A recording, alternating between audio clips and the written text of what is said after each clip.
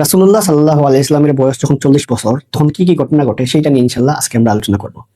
আমরা জানি রাসূলুল্লাহ সাল্লাল্লাহু আলাইহি ওয়াসাল্লাম 40 বছর বয়সে নবুয়ত লাভ করেন। 40 বছর বয়সে নবুয়ত লাভ করলেও রাসূলুল্লাহ সাল্লাল্লাহু আলাইহি ওয়াসাল্লামের 6 মাস আগ থেকে উনি সত্য স্বপ্ন দেখতেন। সত্য স্বপ্ন হলো রাসূলুল্লাহ সাল্লাল্লাহু আলাইহি ওয়াসাল্লাম রাতের বেলা যে স্বপ্ন দেখতেন, সকাল হলে দেখতে সেই স্বপ্নটা বাস্তবায়ন হয়। রাতের বেলা হয়তো উনি এমন একটা ঘটনা দেখতেন, সকাল হলে দেখতেন সেই ঘটনাটা এইরকম হুবহু সেই রকম ঘটনা ঘটতেছে। তার মানে এটি হলো সত্য স্বপ্ন। এবং এই স্বপ্নটা একবার দুইবার এরকম না, উনি অসংখ্যবার এই সবগুলো এরকম স্বপ্ন দেখেন যে রাতের বেলা উনি যে সিনারিওটা দেখতেন সকালবেলা দেখতেন সেটার বাস্তবায়ন। রাসূলুল্লাহ সাল্লাল্লাহু আলাইহি ওয়াসাল্লাম এইরকম একটা দিন যখন উনি হেরা গুহায় ছিলেন, হেরা গুহার থাকা অবস্থায় ওনার কাছে জিব্রাইল আলাইহিস সালাম আসেন এবং ওনাকে ইকরা পড়তে বলেন। তো জিব্রাইল আলাইহিস সালাম ওনাকে কয়েকবার পড়তে বলেন, কিন্তু রাসূলুল্লাহ সাল্লাল্লাহু আলাইহি ওয়াসাল্লামের কাছে সেই অভিজ্ঞতাটা আসলে একটা ভয়ঙ্কর একটা অভিজ্ঞতা এবং উনি ওই মুহূর্তে একটু ভয়ও পান। সেটা আমরা পরবর্তী যে রাসূলুল্লাহ সাল্লাল্লাহু আলাইহি ওয়াসাল্লাম যে রিঅ্যাকশন গুলো করেন, পরবর্তীতে উনি ওনার ওয়াইফ খাদিজা রাদিয়াল্লাহু আনহার কাছে যে যান, এই ঘটনা থেকে আমরা দেখতে পাই যে ওই সময়টা ওনার কাছে কেমন ছিল। তো হঠাৎ করে একজন ফেরেশতা এসে ওনাকে যখন পড়তে বলেন, তখন উনি একটু ভয় পেয়ে যান এবং 3বার বলার পর পরবর্তীতে রাসূলুল্লাহ সাল্লাল্লাহু আলাইহি ওয়াসাল্লামকে যখন পুরো আয়াতটা বলা হয় তখন উনি পড়েন।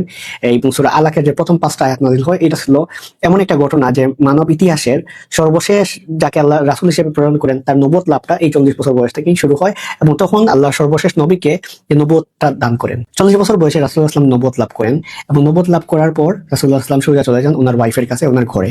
ঘরে যাওয়ার পর উনি একটা ওয়ার্ড বলেন, জাম্মিলুনি, অর্থাৎ আমাকে চাদর আবৃত করো, আমাকে চাদর আবৃত করো। অর্থাৎ রাসূলুল্লাহ সাল্লাল্লাহু আলাইহি ওয়াসাল্লাম এই মুহূর্তে এতটা ভয় পেয়ে যান, এমন ওই সময়ের ওই ইনসিডেন্টটার ফলে, যে উনি ওনার ওয়াইফের কাছে গিয়ে বলেন, খাদিজা রাদিয়াল্লাহু আনহার কাছে গিয়ে বলেন আমাকে চাদর দ্বারা আবৃত করো।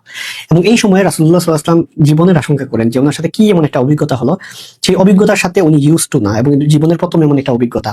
এবং ওই সময়ের ওই কালচারে এরকম কেউ নবী হয় নাই, অর্থাৎ রাসূলুল্লাহ সাল্লাল্লাহু আলাইহি ওয়াসাল্লাম যে সময় ছিলেন ওই সময় কিন্তু আশেপাশে এরকম নবী হওয়ার ঘটনা কিন্তু নাই আশেপাশের হিস্ট্রিতে ওই সময়টার। তার মানে ওই সময়ের যে ঘটনার হিসাবে রাসূলুল্লাহ সাল্লাল্লাহু আলাইহি ওয়াসাল্লাম যে ভয় পাওয়াটা খুবই স্বাভাবিক ছিল এবং উনি ভয় পাওয়ার পর যে রিঅ্যাকশনটা করেন সেটাও খুব স্বাভাবিক ছিল। রাসূলুল্লাহ সাল্লাল্লাহু আলাইহি ওয়াসাল্লাম তার ওয়াইফ খাদিজা রাদিয়াল্লাহু আনহার কাছে যাওয়ার পর ওনার জীবনের আশঙ্কা করেন যে আমার মনে হয় কিছু একটা আমার সাথে হয়ে গেছে। তখন খাদিজা রাদিয়াল্লাহু আনহা রাসূলুল্লাহ সাল্লাল্লাহু আলাইহি ওয়াসাল্লামকে সান্ত্বনা দেওয়ার পাশাপাশি এমন 5টা গুণ বলেন যে যেই মানুষের সাথে এইরকম গুণ আছে, যেই মানুষের এরকম গুণ আছে, সেই মানুষটার সাথে আল্লাহ কখনোই খারাপ বিহেভ করবেন না, আল্লাহ কখনো তাকে লাঞ্ছিত করবেন না, অপমান করবেন না, নিশ্চয়ই এটার মধ্যে ভালো কিছু আছে। অর্থাৎ খাদিজা রাদিয়াল্লাহু আনহা প্রথমে যখন রাসূলুল্লাহ সাল্লাল্লাহু আলাইহি ওয়াসাল্লামের এই অভিজ্ঞতাটা শোনার সাথে সাথে একজন ওয়াইফ হিসেবে পজিটিভলি রিঅ্যাক্ট করেন এবং রাসূলুল্লাহ সাল্লাল্লাহু আলাইহি ওয়াসাল্লামকে আশাবাদী হতে বলেন যে আল্লাহ নিশ্চয়ই আপনার সাথে খারাপ কিছু করবেন না। এটা করেই উনি শেষ করেন নাই। খাদিজা রাদিয়াল্লাহু আনহা উনি রাসূলুল্লাহ সাল্লাল্লাহু আলাইহি ওয়াসাল্লামকে নিয়ে যান ওয়ারাকা ইবনে নওফেল ওনার কাছে। ওয়ারাকা ইবনে নওফেল ছিলেন খাদিজা রাদিয়াল্লাহু আনহার কাজিন এবং উনি ছিলেন ওই সময়ের একজন বাইবেল বা ওই সময়ের যে আহলে কিতাব যে গ্রন্থগুলো আছে সেগুলোর এক্সপার্ট। তো ওয়ারাকা ইবনে নওফেল ওনার কাছে নিয়ে যাওয়ার পর ওয়ারাকা ইবনে নওফেল যেহেতু উনি ছিলেন এক্সপার্ট এইসব ব্যাপারগুলো উনি বুঝতেন, যাওয়ার পর ওয়ারাকা ইবনে নওফেলের কাছে রাসূলুল্লাহ সাল্লাল্লাহু আলাইহি ওয়াসাল্লাম পুরো ঘটনাটা খুলে বলেন যে আমার সাথে এইরকম ঘটনা ঘটে। ওয়ারাকা ইবনে নওফেল বলেন আপনার কাছে নামুস নামে একটা ফেরেশতা মনে হয় আসছিল, যে ফেরেশতাটা মুসা আলাইহিস সালামের কাছেও আসে। দ্যাট মিন্স ওয়ারাকা ইবনে নওফেল জানতেন যে এই ঘটনাগুলা এমন যদি আসলে এরকম হয়ে থাকে রাসূলুল্লাহ সাল্লাল্লাহু আলাইহি ওয়াসাল্লামের কাছে শোনার পর, তাহলে আপনার কাছে নিশ্চয়ই একজন ফেরেশতা আসেন, যে ফেরেশতা মুসা আলাইহিস সালামের কাছে আসেন। অর্থাৎ ওয়ারাকা ইবনে নওফেল রাসূলুল্লাহ সাল্লাল্লাহু আলাইহি ওয়াসাল্লামকে নবী হিসেবে স্বীকৃতি দেন, যে বলেন যে এটা আসলে এরকমই। পরবর্তীতে ওয়ারাকা ইবনে নওফেল উনি রাসূলুল্লাহ সাল্লাল্লাহু আলাইহি ওয়াসাল্লামকে বলেন যে আমি আশঙ্কা করি আপনার সাথে কিন্তু আপনার জাতির যে গোষ্ঠী, আপনার যে জনগণ তারা খারাপ বিহেভ করবে।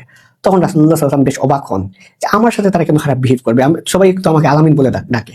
তখন ওয়ারাকা ইবনে নওফেল বলেন যারা এরকম দিনের কাজ করে, যারা এরকম দাওয়াত দেয়, তাদের সাথে সবসময় এরকম করাই হয়। আর আমি আশা করি যদি আপনি বেঁচে থাকি তখন আমি আপনাকে হেল্প করবো। এই ঘটনা থেকে দেখতে পাই যে ওয়ারাকা ইবনে নওফেলের এই উক্তিটার মাধ্যমে প্রমাণ করে উনি আল্লাহ রাসূল সাল্লাল্লাহু আলাইহি ওয়াসাল্লামের রিসালাত, ওনাকে নবী হিসেবে স্বীকৃতি দেন এবং এর আগ থেকেই তো উনি তাওহীদবাদী ছিলেন, উনি আল্লাহকে এক হিসেবে স্বীকার করতেন। আমরা যে ওয়ারাকা ইবনে নওফেলের যে স্টোরিটা দেখলাম, এখান থেকে দেখি খাদিজা রাদিয়াল্লাহু আনহার তত্ত্বাবধানে ওনার হেল্পের মাধ্যমেই উনি ওয়ারাকা ইবনে নওফেল তার কাছে যান এবং যাওয়ার পর থেকে রাসূলুল্লাহ সাল্লাল্লাহু আলাইহি ওয়াসাল্লাম যে ওনার মধ্যে একটা কনফিডেন্স আছে এবং এটাও যে আমরা দেখি যে ওয়ারাকা ইবনে নওফেলের এই স্টোরিটা এটার একটা প্রমাণ। তার মানে আল্লাহ রাসূল সাল্লাল্লাহু আলাইহি ওয়াসাল্লাম নবুয়ত লাভ করার পর প্রথমে ওনাকে স্বীকৃতি দেন খাদিজা রাদিয়াল্লাহু আনহা, তারপর হলো দেন ওয়ারাকা ইবনে নওফেল। তো এখান থেকে কিন্তু একটা ক্লাসিফিকেশন করা হয় যে রাসূলুল্লাহ সাল্লাল্লাহু আলাইহি ওয়াসাল্লামের স্বীকৃতি দেন কারা ইসলাম গ্রহণ করেন। তো সেই ক্ষেত্রে যে জিনিসটা হিস্ট্রিটা বলা হয়, সর্বপ্রথম ইসলাম গ্রহণ করেন ওনার ওয়াইফ খাদিজা রাদিয়াল্লাহু আনহা। ছেলেদের মধ্যে পুরুষদের মধ্যে ইসলাম গ্রহণ করেন আবু বকর রাদিয়াল্লাহু আনহু, বাচ্চাদের মধ্যে শিশু কিশোরদের মধ্যে সর্বপ্রথম ইসলাম গ্রহণ করেন আলী রাদিয়াল্লাহু আনহু এবং ফ্রিড স্লেভ অর্থাৎ মুক্ত দাস তাদের মধ্যে ইসলাম গ্রহণ করেন যায়েদ ইবনে হারিসা রাদিয়াল্লাহু আনহু। এবং আমরা রাসূলুল্লাহ সাল্লাল্লাহু আলাইহি ওয়াসাল্লামের আরেকটা হাদিস থেকে বুঝতে পারি যে ওয়ারাকা ইবনে নওফেল উনিও কিন্তু ইসলাম গ্রহণ করেন এবং ওনাকে রাসূলুল্লাহ সাল্লাল্লাহু আলাইহি ওয়াসাল্লাম বলেন উনি এখন জান্নাতে আছেন। সেই ঘটনা থেকে আমরা দেখতে পাই ওয়ারাকা ইবনে নওফেল উনিও কিন্তু মুসলিম ছিলেন, ওনাকে কিন্তু সাহাবী বলা যায়। এই সময় রাসূলুল্লাহ সাল্লাল্লাহু আলাইহি ওয়াসাল্লামের উপর কয়েকটা সূরা নাযিল হয়। তার 40 বছর বয়সে অনেকগুলো সূরা নাযিল হয়। তার মধ্যে যদি আমরা বলি সূরা আলাক, এই সূরাটা নাযিল হয়, সূরা মুদ্দাসির, এই আসলে ইসলামের প্রথম দিকের কয়েকটা সূরা। এবং এই সময় রাসূলুল্লাহ সাল্লাল্লাহু আলাইহি ওয়াসাল্লাম অনেকগুলা বিধান শেখেন, তার মধ্যে নামাজের বিধান, অজুর বিধান, এগুলো শেখেন। নামাজ 5 ওয়াক্ত ফরজ হয় পরবর্তী সময়ে, কিন্তু এই সময় নামাজ ছিল এবং রাসূলুল্লাহ সাল্লাল্লাহু আলাইহি ওয়াসাল্লাম নামাজ পড়েন।